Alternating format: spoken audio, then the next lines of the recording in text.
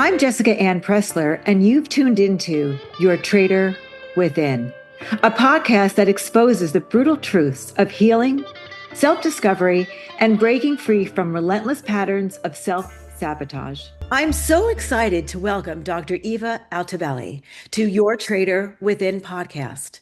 Dr. Altobelli is a psychiatrist and founder of Home LA, a holistic wellness center in Los Angeles, where she spent over 20 years working with people struggling with mental health, addiction, and trauma. She's trained in internal family systems therapy, which is all about understanding the different parts of us, including our traitor within. She also specializes in ketamine-assisted therapy and psychedelic healing. Dr. Altobelli continues to consult in areas of psychedelics, addiction, and recovery, and she's passionate about psychoeducation, empowering her clients to take an active role in their own healing journey. We're going to explore how childhood survival patterns may show up in our adult lives and lead us down a path of self-sabotage and ways to change that pattern and heal. But here's what makes today's conversation so powerful. Dr. Altobelli isn't going to just talk about her work as a clinician. She's going to share her own Traitor Within story. Welcome to Your Traitor Within podcast. Hello, Jessica. Hello. It's nice to be here. Thank you so much. You are welcome. Can I call you Eva now? Please do. Okay, good. We did have a little time, maybe a month and a half ago, talking and Yes. connected. And I adore you. I adore the work that you're doing. I adore how you approach your client work. And what I mean by that is you really do believe that it's a team. Listen, and correct me if I'm wrong, but I do, yeah. believe that it's a teamwork, that you work with your client to make the best treatment plan, that it's not just, you're. And I've going to social work school in the 80s. That's what we were taught. We were taught that you sit with your client and you come up with the treatment plan, what they want, what their goals are. It's not about what we want. We're not here to change them. We're here to work with them. And it's a team plan, right? And they're part of the team. Yes. And I believe that's your approach as well. Yeah, and that's definitely it has been a certain amount of unlearning through med school where they indoctrinate us as doctors that we are right and it is our responsibility to know the answer and to fix. And so shifting that I suppose that does work in some fields of medicine, but not so much in psychiatry, where it's less productive for us to have a particular agenda and try to stick to it, as opposed to be with and connect and have it be organic and explore where you want to be and what are the obstacles to it. But flexibility, I think, is really important when helping someone because, first of all, they know themselves. Yes. You have to learn you have to listen, and they may be able to, you have to listen to how they communicate. They may not know they're communicating the answer, but it's a lot of listening, right? And figuring things out. So, if it's okay, can we start by talking about your traitor within? And the reason I want to do that is I always believe that telling, and which is why I do the podcast, telling a person's story helps other people understand their own traitor. Yes. And I think many of us have it. Some people who I've talked to on the podcast will believe that all of us have a traitor at some point. I'm not going to go there because I can't speak for everybody. But would you mind sharing your story? Yeah, of course. I mean, if I conceptualize traitor as just any of my internal thoughts, drives, or automatic reactions that don't serve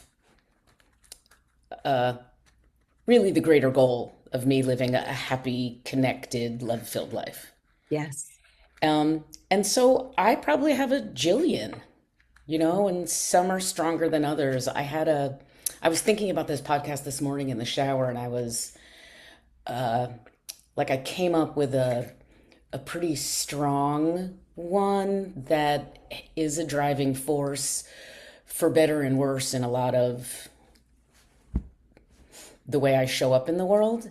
And it's the I have to do everything. which I'm sure came from, and also like generally people that are in psychiatry and psychotherapy are largely here because we've all had some of our own developmental childhood trauma or difficult experiences that led us down this path. Hmm. So I certainly have had a chaotic developmental childhood experience that led me to feel that I had to kind of be like vigilant for chaos and do a lot of things to create order. Hmm. Would you mind sharing what your childhood was like, if that's okay? Oh, yeah, sure. So I was born in Philly, uh, bio mom and dad. I have an older brother and a younger sister. Um, I don't think my parents were ever a fit. My dad's kind of uh, sweet and anxious, but kind of looked narcissistic on the surface because he was a surgeon and worked really hard. He was like the sixth in a Sicilian family. My mom, Ashkenazi Jew, Philly, lots of anxiety in the family and lots of like controlling, kind of histrionic vibe.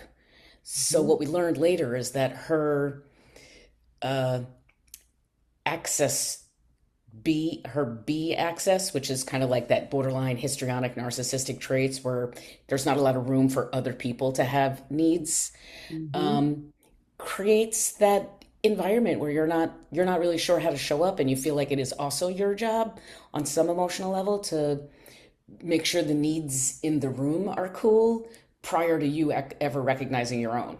Wow.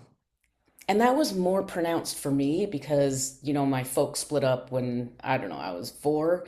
And at first, the 3 kids all lived together. And, it was like survivalist, kind of crazy. My mom even laughs about that. She's like, if we got dinner on the table, it was a good night. I was a single mom, it was survival, blah, blah, blah. And I was like, well, I mean, that's not how I want to raise my kid. But then in 5th grade, I moved to live with my dad and stepmom. And then I moved back in 6th grade. And then I moved back again to Allentown to live with them. And my brother and sister came. And then in 8th grade, I moved back again to live with my mom, and my brother and sister stayed. And now that I'm mid 50s and I spend some time with my parents and I reflect on that time with my dad that was limited and stepmom, was really the only time I was able to really like be a kid. Okay. Hmm. But I couldn't tolerate the structure because I was so accustomed to Hmm. taking care of things. Hmm. So, had I to do it again, I would have forced myself to go live with my dad and stepmom Right. to like actually have the childhood and adolescent experiences. And the structure makes you, I think, makes you feel safe, right? There's a, Totally. Yeah. My brother even said, like, my dad was harsh, man, but he preferred harsh and known structure yeah. to just chaos of like the unknown. It's all kind of up to you or whatever. Mhm. Can you give me an example about being, what it felt like, I should say, it could be different now, what it felt like to be around your mom? Like, what did it do to your body? Do you remember? Oh, yeah. So I'm obviously still in therapy. It's still a work in progress, but I notice it. I mean, she's around. So like even when I get near her now, I have really good. I hope she doesn't hear it. She'll never hear this. But like I have a really good therapist that helped me understand that. I'm allowed to say no. You can't visit and stay with me Hmm. Hmm. because it unsettles my nervous system. She has no boundaries around. How her behavior affects other people. Hmm. So it was just unsettling and confusing. More than anything, it was confusing, I think, as a little person. Of course, how could you understand it as a child? Yeah. You're just in it. And Yeah. and then you have survival. And so what kind of things did you do to try to feel safe in an unsafe, chaotic space? Oh, I disassociated like a champ. Denial and disassociation. Hmm. Um, everything's fine. Everything's fine. Kind of toxic optimism was a thing probably later. But I smoked a lot of pot in my early teens and 20s. And like I'm constantly shocked. I ended up as Mhm. academic scientist of sorts because it's not my orientation. And I really, like I pretty much failed out of high school. I got like a D minus. I barely got into college. I worked in the arts because that was academically how things worked for me. So it was mostly disassociation. Mhm. And I do that healthy now with Netflix.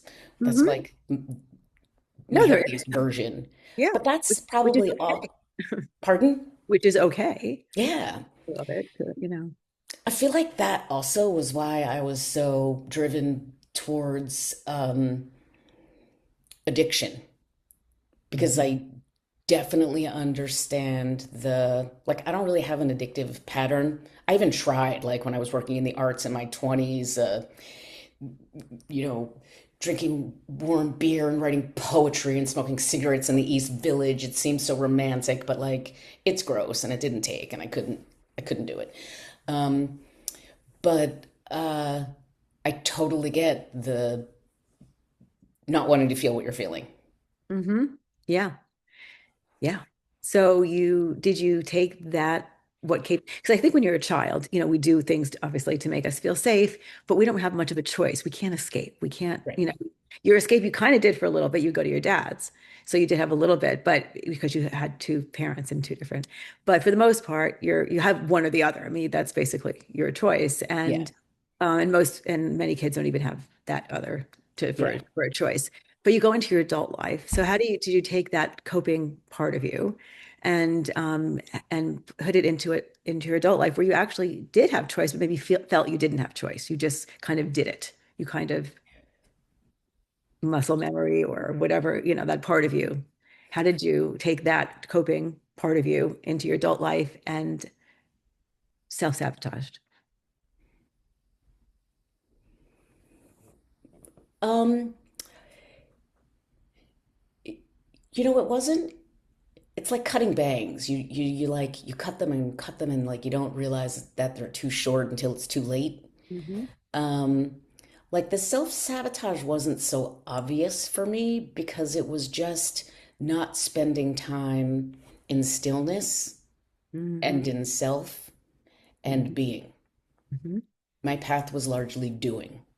Hmm. So the self-sabotage was by default not kind of losing access to the capacity to receive and joy and the the simpler things. I don't think that I am unusual in that, Hmm. as I feel like it's pretty common for us, even if our parents weren't weird, that society and culture give us the message that we are better off doing than being. Hmm. Like that's your purpose on the planet in this life. Um, but I don't think that's the right message, and I think that keeps us disconnected. Hmm. Which I assume is partly why you do what you do. Yeah. Yeah. Yes, very much. Yeah. Makes sense. Yeah. But I do agree that that society does teach us many of the wrong Yeah. ways of being. And Americans, is like Yeah. ours, like there are Yeah. probably other cultures and societies that seem more attractive. I also think, and I can't speak for everyone, of course, that at least many of my guests, including myself, as a woman, we're Hmm. taught to take care of everything, to everything. Like you're just Yes. responsible for everything and everybody around you. And it's doing, doing, doing. My mother was always like, carry on, carry on, carry on, carry on, carry on. No matter what Hmm. happens, just carry on. You get up and you Yeah. wipe off and you carry on. And you do, and you take care of everything, and you twist into pretzels, and you just take care of everything. And that's Hmm. what I was taught, and that I think society plays a part in that as well. And it's quick. Like you just got to keep doing it. I won't even notice if I'm hungry. Well, if I'm like making lunch or food for my daughter. Mhm. So it's like it just doesn't even occur to me to think about like, oh, what do I need in this moment? Mhm. Are you better at it now? Yes, yes, Okay. yes, yes. I am, but it's still not automatic. Right. Like it takes effort. Mhm. Do you do little post-its? Like how do you how do you remember? Um, I'm in a book club and I we read this cool book by Tasha Silver called Outrageous Openness, and it's kind of like weird and spiritual, but it really there were a couple of practices in it, so I printed out one of her um, kind of poems and I read it, and I I have another friend that created some recent a deck of oracle cards, and we're in the practice of reading and sharing every morning. So um, I I have a practice of doing something that prioritizes stopping and slowing down when I first wake up in the morning every day, so Mm. that I remember that is a sensation. Mm-hmm. I uh, so that I have a compass that I'm familiar with. But Mm-hmm. if I don't do it one day, like I could forget. Like if it's Friday and I haven't done it since Monday, I'll have no idea what that feels like. So I Mm-hmm. really have to do it every day, even if it's just for a minute, to be Mm-hmm. like, okay, this should be my neutral, Mm-hmm. so I know when I'm off. Mm-hmm. Good. Yes. Now you have a daughter. Do you I do. teach her these skills? Like, do you? Yeah, but she's very disinterested. She's a 16-year-old and super like involved in 16-year-old girls like drama. It's kind of attractive. Mm-hmm. Or mine, not all. Uh, so yes, and I know that she is attracted to some of it. Like I can get her to pick a card, and we have aromatherapy in the house, and um, I uh, I have not been able to integrate meditation into her world yet, but I feel like she'll get there. She's a bit more of an athlete, so maybe yoga and will be her path eventually. Mm-hmm. But it's a meditation. It means you have to take the Yeah, I know. time to be quiet, I right? know. Like everything. So yeah. Which is even still hard for me. Like I'm a bit more inclined towards walking meditation. So what does walking meditation look like? It means taking a walk, but with no phone, no music, no nothing. Just taking a walk and being like, I'm gonna notice like the tree and the temperature and the sky and the noticing of my surroundings. And um, and I have one of those breath necklace flutes. I don't know if you've seen them.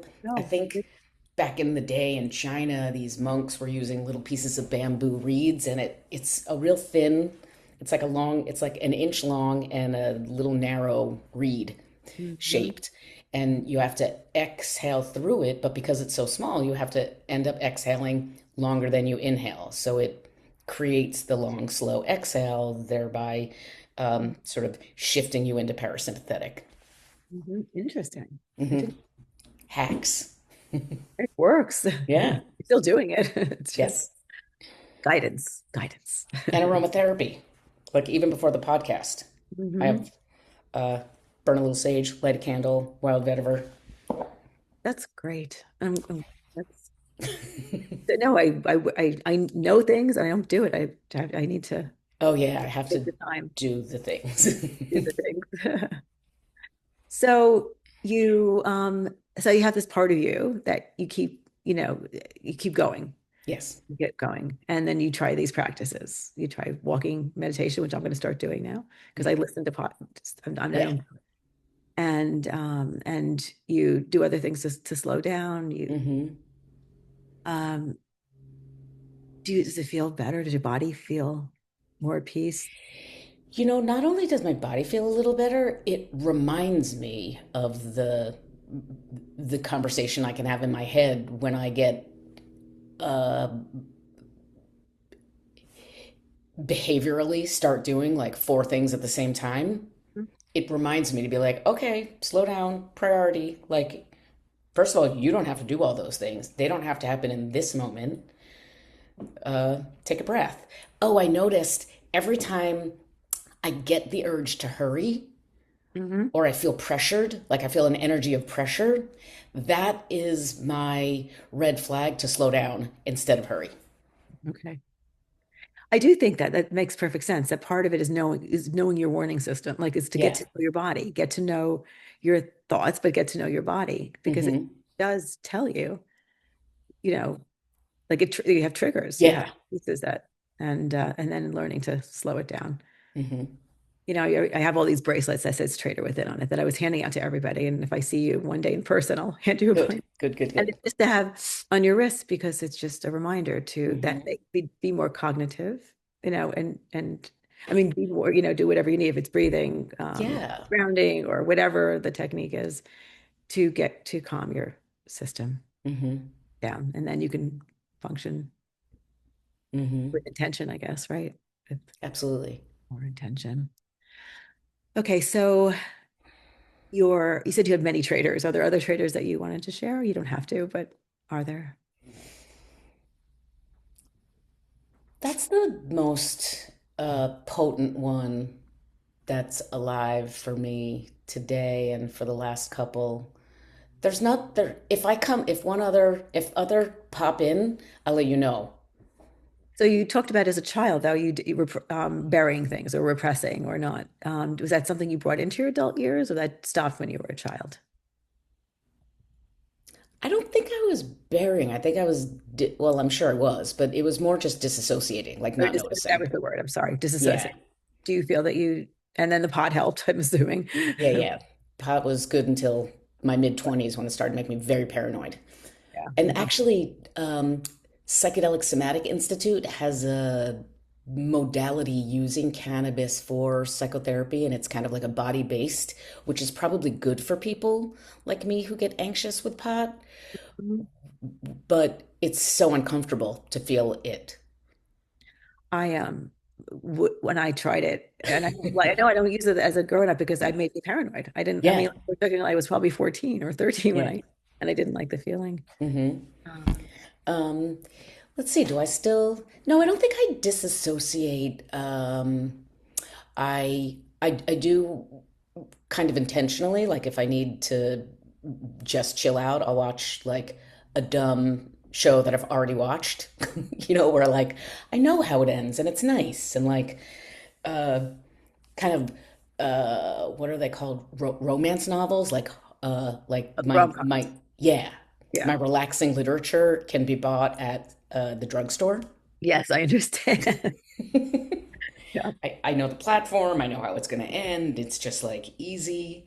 Um, so I don't think I do that much disassociating in my day to day as a how old am I? Am I 55 in my grown upness? Um, and I'm curious about my blind spots. And I have a team, so I do ask. Mm-hmm. Um,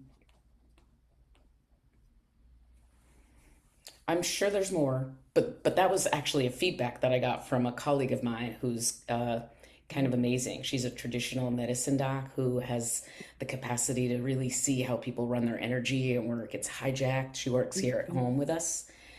And her response to me was, when you get the message to hurry up, that's when you have to slow down. Mm-hmm. So like I seek out ways to have the defense mechanisms not run me.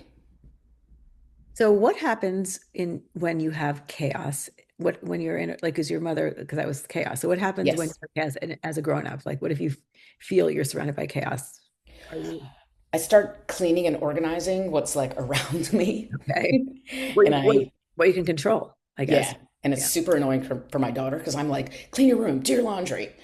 Did you Mhm. eat anything healthy today? I start like actively trying to control what I can Mhm. because I feel dysregulated in my nervous system. Mhm. Okay. Okay. So tell me a little bit about what you do for work, Okay. how you got here to this incredible um institute's the wrong word. What treatment center? Center. Yeah. Center? Just like a Okay. mental health wellness center. Tell me how it happened, how Um, so I am an addiction psychiatrist. I've been working in addiction psychiatry for almost 30 years. And I've always worked uh, best collaboratively. I'm a I'm relationally oriented, so I'm a team player. And also in psychiatry as the prescriber, I did find it quite dangerous to be the person they're talking to once a month and with the prescription pad, as opposed to, where they're living, who's their case manager, who's their therapist that they're seeing once or twice a week. Um, Collaboration feels important, so the vision was to get it all under one roof. So HOME, which is an acronym for Healing Opportunities, Meaningful Evolution, Mhm. is a multidisciplinary team of clinicians with a shared mission. Um, but I was also able to couple the creative approach to healing, which I'm from the East Coast, so working in addiction didn't mean abstinence. It meant, being a good psychiatrist or a good therapist, like connecting with people and finding what has caused them to continue to engage in this behavior that's causing conflict in a Mhm. number of areas of their world, life, and spirit. Um, but that is called harm reduction on the West Coast. Interesting. Because my goal is an abstinence, because that would be me having an agenda, Right. which doesn't serve anybody. Right. Because then and that's the whole problem with abstinence. It creates you could do something wrong, you could make a mistake, there's a punitive level. It creates also the idea that there's a right way to do this as opposed to your right way, and what do you need. So the reason I brought that up is because I am a proponent of creative ways towards health and wholeness. So it doesn't Mhm. have to be medication management or psychotherapy. It could be yoga and line dancing, or Mhm. whatever it is for you. Mhm. Baking cookies. Um, Psychedelics have been an interesting aspect of um, the field right now. I've been tracking the research for about 15 years. It was part of the psychedelic field in the 50s and Mhm. 60s and 70s, and then based on politics, and it was the Reagan administration actually that did the say no to drugs, and as a result of um, civil unrest, that's actually when the psychedelics were banned, uh, Mhm. stating that they had no medicinal research benefit at all, which was untrue because they were, prior to that moment, used both in research and in therapy. So we're bringing back the therapeutic model. Mhm. There's also the shamanic and community model, which is beautiful and useful. And I've also noticed that, specific to psychedelics, where I don't see it as a revolution. I see it more as an evolution of good psychiatry and good psychotherapy, and that we should be the shepherds of this. Um, In my experience with psychedelics, some of them have been the more ceremonially oriented, where you're engaging in noble silence and you're alone in your mind, which, I mean, I could really go off on a tangent here, which I don't know if it's productive, of my particular thoughts and ideas around ayahuasca versus psilocybin versus ketamine versus MDMA. But I do feel that um, in 2026 in America, Mhm. the indigenous use isn't as productive for us as Mhm. mixing ceremony with presence. Okay. And what um, Irving Yalom and Carl Rogers brought to psychotherapy, just being fully present. And Carl Rogers says everybody has the capacity to self actualize given consistent positive regard. Mhm. Um, Proshak. I don't think I'm pronouncing his name right, but the stages of change, pre-contemplative, contemplative action. Just being mindful of all of what we've learned in the last 100 years in psychotherapy about power dynamics and transference and um, metaphor and being with people seems to be a nice way to bring psychotherapy and psychedelic medicine together. I guess that was a long winded, blathery way of saying that Home LA was also a marriage of different models of care, Mm-hmm. which integrates ketamine assisted psychotherapy, but not from the medical model alone. Mm-hmm. So what happens when someone comes to you and um, give me an example of why someone would come to you and then what do you do? Like what's Well, I I have a team, so we could do a couple of different things. Mhm. Some folks just come for psychiatry, medication management, psychotherapy, referred by their therapist for a particular model of trauma psychotherapy.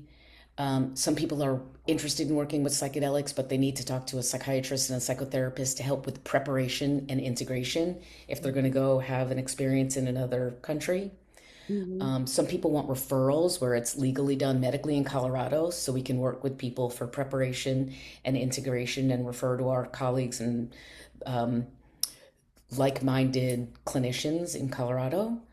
Um, we have a curated trauma recovery program, which is one of an interesting models. So clients come in and have a comprehensive treatment plan, individualized to them, Mhm.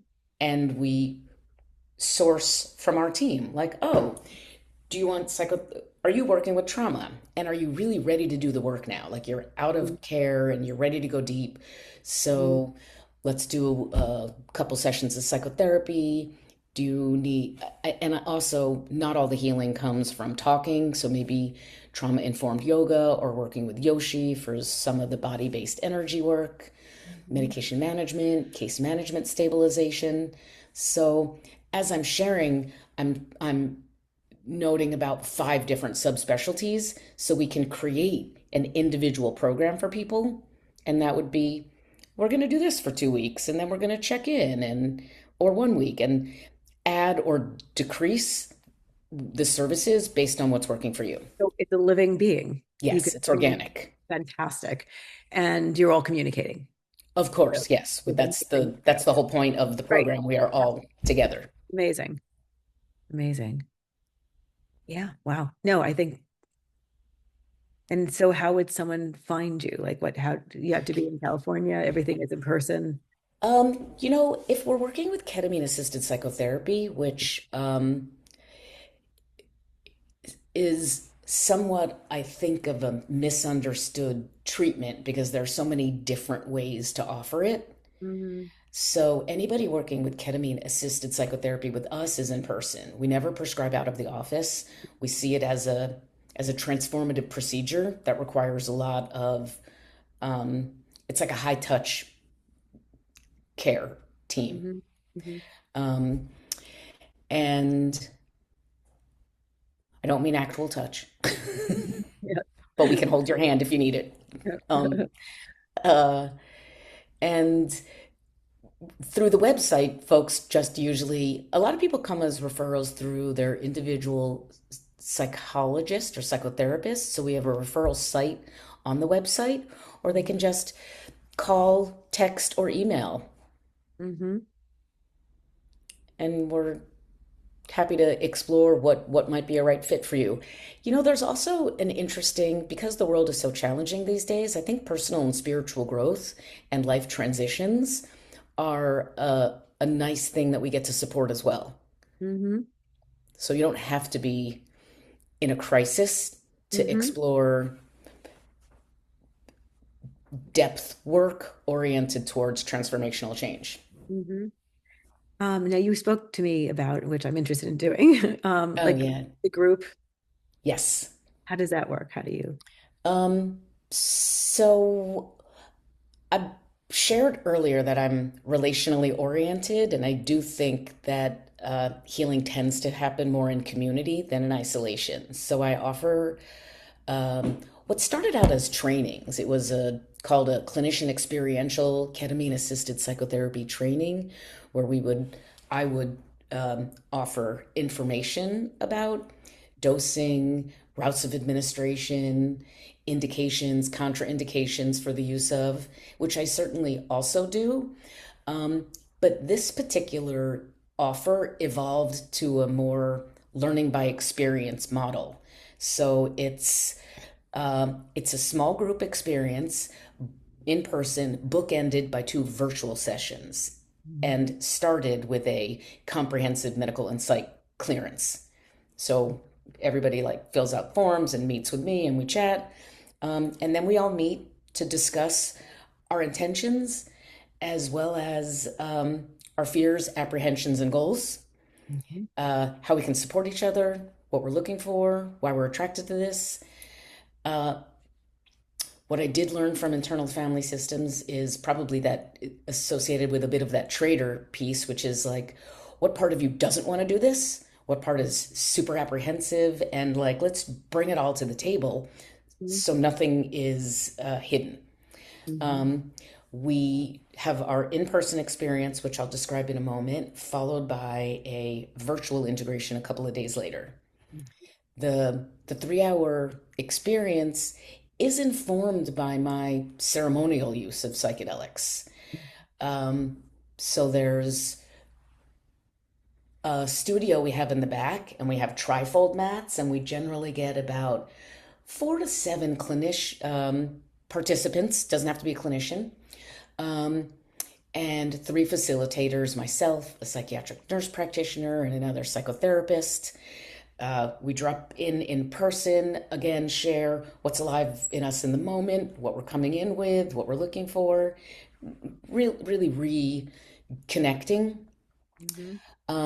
I have a few blessings and poems and guided visual imagery. I find that really powerful because um, we don't necessarily think outside of the cause and effect of what we know. So I like to invite the broader scope of being open to what comes into it, and I find guided visual imagery to be helpful in Mhm. that.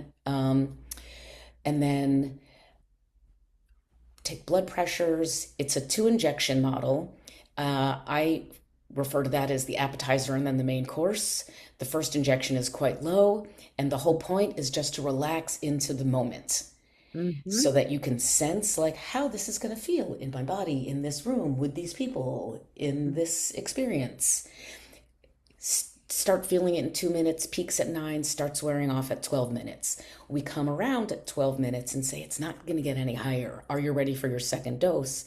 And participants have the option at that point to say, let's dial it up or dial it back based on how they're experiencing that in the moment. Mhm. Generally, a larger dose is given. Clients go inside with eye shades. The music fills the room and really takes you on a journey inside for an hour. And then as it wears off, we are integrating in the room together, kind of popcorn style. It's not organized, sit up, this person, then this person, then this person. It's a fluid and organic. Share what you want, share what you can, share what might work for you. We offer some support around how to make the most of this experience because Mhm. ketamine, in and of itself, has 3 main mechanisms of change. There's the biologic, antidepressant, synaptogenic, neuroplastic. Then there is both adaptive and experiential. So we touch on those and how you can maximize that, which we can talk about if you like. Um, we offer some snacks, people go home, and then we talk a couple of days later. And a number of participants have come back for more than one visit. And I also offer these curated groups in general. Like it doesn't have to be just for therapists. It could be screenwriters working to get to the end of the movie, or families learning how to navigate a significant event. And do you do what if someone doesn't feel comfortable in a group? But that's part, I know the group is part of the process. Would you Well, ever? I most of what we do is one-on-one. Oh, I okay. mean, the groups are my favorite because they're Yeah. super generative and awesome and I love it. Yeah. But most of what we do, because, as an addiction psychiatrist, I orient as a trauma therapist, and most of that work is done in person, one-on-one. But you'll put medicine in with that as well. I mean, plant medicine, ketamine. That's what sorry, yes. Most of the work with ketamine-assisted psychotherapy is Is done one-on-one. okay. Got And it's still that 3 hour model. Like you come in, like we do however many prep sessions we need.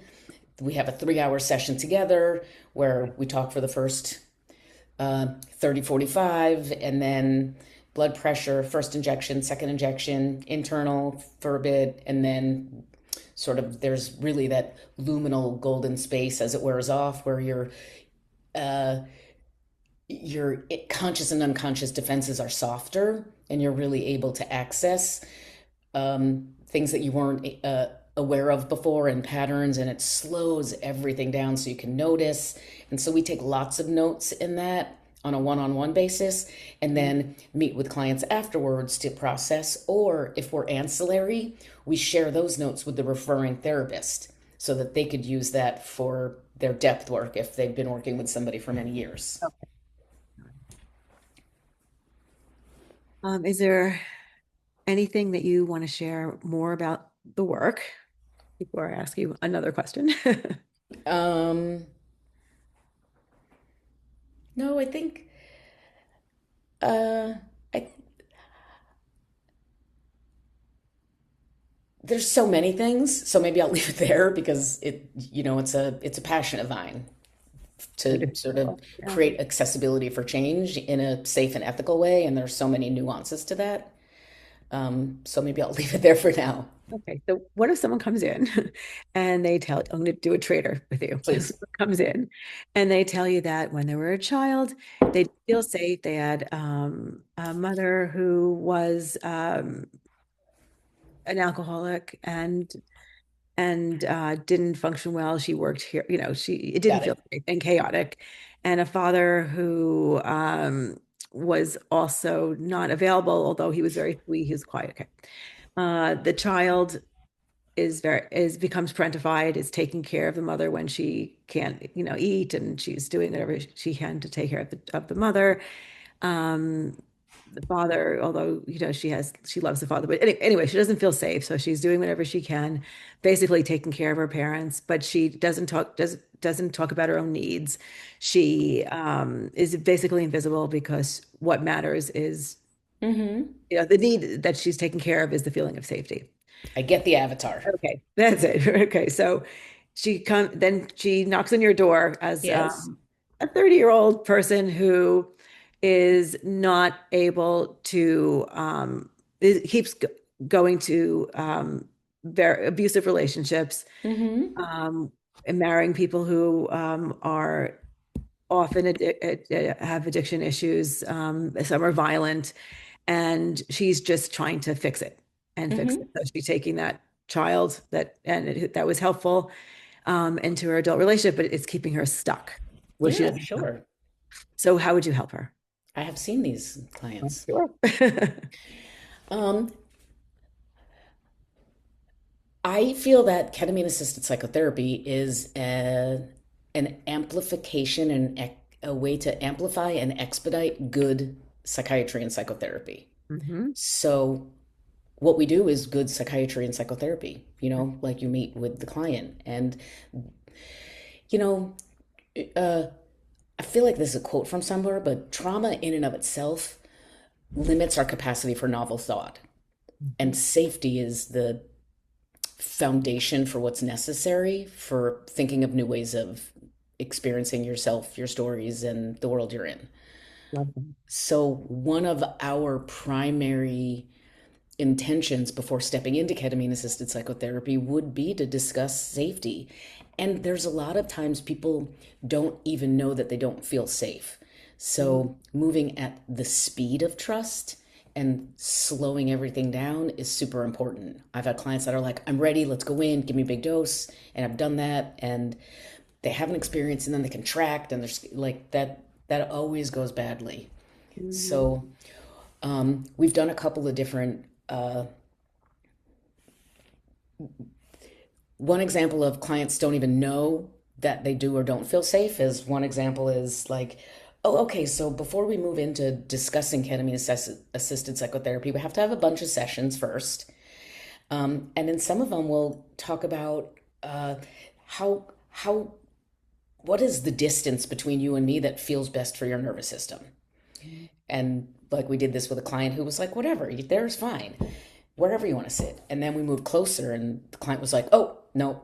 And we moved back, and they were like, actually, that's better. We moved back further, and they were better. And the client found that their nervous system was most comfortable if we were actually at the threshold to the door, just outside, but they knew we were there and could come in at any moment if they needed us. But they initially said they had no issue with it. Yes. So slowing everything down and working with people, there was it's better if I give you examples. So there's another client that has no known uh, experience of safety, both physically or cognitively in their world and life. And so uh, this is this came up actually at the American Association of Addiction Psychiatry. There was a study done on interceptive feelings and how any sense we get of like a heart rate or any physical sense gets associated with anxiety. Hmm. So when this medicine starts to come on, even if it's just relaxing, it's anxiety producing because it's different than where you were before. Hmm. So I gave a very low dose to a client that, again, has no familiarity with safety. And I thought we were going to be okay. And I handed her the eye mask. This is, again, with the very beginning tiny dose. And their response was, how would I protect myself? I was like, okay, we're shifting. And so I sat with and was like, okay, we talked, did some guided visual imagery, body scan. I talked her through, it's been 3 minutes, it's going to peak at 9, it'll start. So I talked her through with relaxation meditations. Coming up to minute 9, I was like, this is as strong as the medicine is going to feel. And she's like, okay, I get it. I'm sitting next to her or I'm holding her hand. She's like, I was like, would you like to go inside just for 2 minutes to see what it feels like? And she's like, okay. So she puts the eye mask on, the headphones, and 15 seconds later is like, am I doing it right? Am I doing a good job? And I was like, oh, you're doing a great job and you're not supposed to do anything. So I'm going to set my watch, and every 30 seconds, I'm going to remind you you're doing a great job and not to do anything. And I did that. And 3 minutes later, it's wearing off. And she shares that that was the most relaxed she could recall feeling. And this was a client that had no availability to fall asleep without meds because just that like relax drop in was not safe. Hmm. So there are a lot of ways to work with clients like you're describing, with and without ketamine assisted psychotherapy. And it's just a matter of being really attuned and going as slow as we need Hmm. in the relationship. Hmm. Thank you. That was very helpful.